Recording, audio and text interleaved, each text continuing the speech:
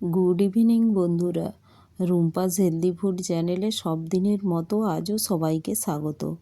আজ আমি আপনাদের জন্য বানিয়েছি গরমের একটি স্পেশাল সবজি, দই পটলের রেসিপি।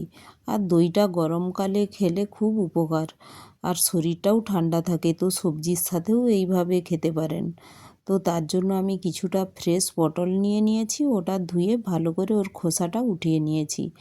আর তার সাথে নিয়েছি মশলার জন্য চারমগজ, কাজু, ধনে, জিরে, আর নিয়েছি কয়েক টুকরো আদা, কিশমিশ আর পোস্ত, আর নিয়েছি কাঁচা লঙ্কা। আর ফোড়নে নিয়েছি কালো সর্ষে, লঙ্কা, লবণ, হলুদ, সর্ষের তেল, গরম মশলা পাউডার আর দই। আর একটি পাত্রে আমি এই চারমগজ, কাজু, যে পোস্ত, আদার টুকরো আর এগুলো নিয়েছিলাম, সব একসাথে আমি একটি পাত্রে ভিজিয়ে 10-15 মিনিটের জন্য ভিজিয়ে রেখে দেবো, যাতে এটা ফাইন পেস্ট হয়ে যায়।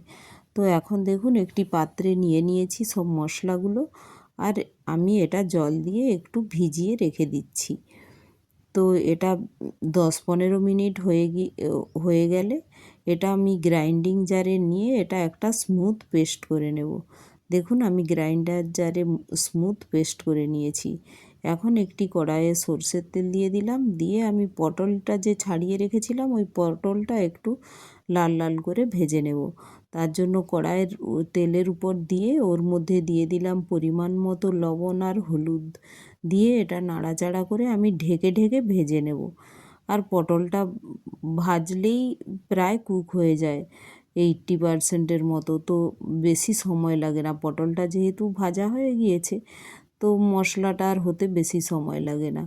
দেখুন লাল লাল করে ভেজে তুলে নিয়েছি। এখন ওই কড়াইয়ের মধ্যে দিয়ে দিলাম আরও একটু সরষের তেল, দিয়ে ওর মধ্যে ফোড়নের মধ্যে দিয়ে দেব কালো সরষে আর লঙ্কা। আর দইয়ের সাথে কালো সরষেটা খুব মানানসই হয়, তাই ফোড়নে কালো সরষে দিলাম।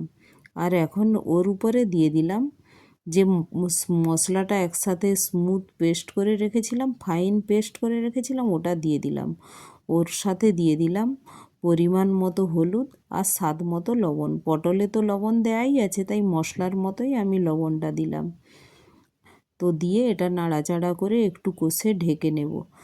তো ঢেকে দিলে এই মশলাটা ভালোভাবে কষাও হয়ে যায়, আর একটা ফ্লেভার আসে, যে একটু ভাজা ভাজা হয়ে গেলে, যেহেতু বাদাম আছে আর চারমগজ আছে, তো এটা একটু ফ্লেভারটা ফ্রাই হলে আরও একটু ফ্লেভারটা স্ট্রং হয়। তো এখন এর মধ্যে দিয়ে দিলাম, মশলাটা কষা হয়ে গেছে, এখন এর মধ্যে দিয়ে দিলাম টক দই।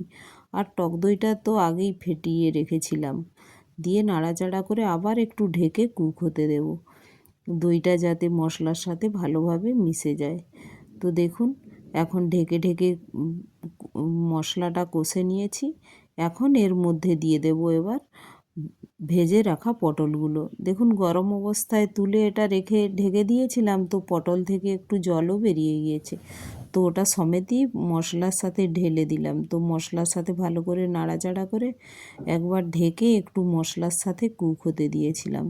এখন এর মধ্যে দিয়ে দেব মশলা ধোয়া জলটা। আপনারা সবাই পরিমাণ মতো যেমন গ্রেভি রাখবেন সেই মতো জল দেবেন। এতে তো আর জলটা বেশি লাগে না, কারণ যতটা আমি গ্রেভি রাখবো সেই পরিমাণে আমি জল দিলাম। আপনারাও এইভাবে করবেন, কারণ পটল তো প্রায় কুক হয়ে গিয়েছে আর মশলাও কষা হয়ে গেছে, তো সময় বেশি লাগবে না। দেখুন পটলটা প্রায় আমার হয়ে গিয়েছে। তো এখন এর মধ্যে আমি দিয়ে দিলাম গরম মশলা পাউডার। প্রায় 3-4 মিনিট আমি কন্টিনিউ কুক হতে দিয়েছিলাম। গরম মশলা পাউডার দিয়ে নাড়াচাড়া করে আমি গ্যাসটা বন্ধ করে দিয়েছিলাম। এখন দেখুন 4-5 মিনিট পরে পটলটা কত সুন্দর হয়ে গিয়েছে। তো এখন আমি একটি পাত্রে এই দই পটলটা ঢেলে নিচ্ছি, আর এটা আমরা গরম ভাতের সাথে খেয়েছি। আপনারা এটা রুটি বা পরোটা বা গরম ভাত সবে, এটা সব ধরনের মিলের সাথেই এটা ভালো লাগে।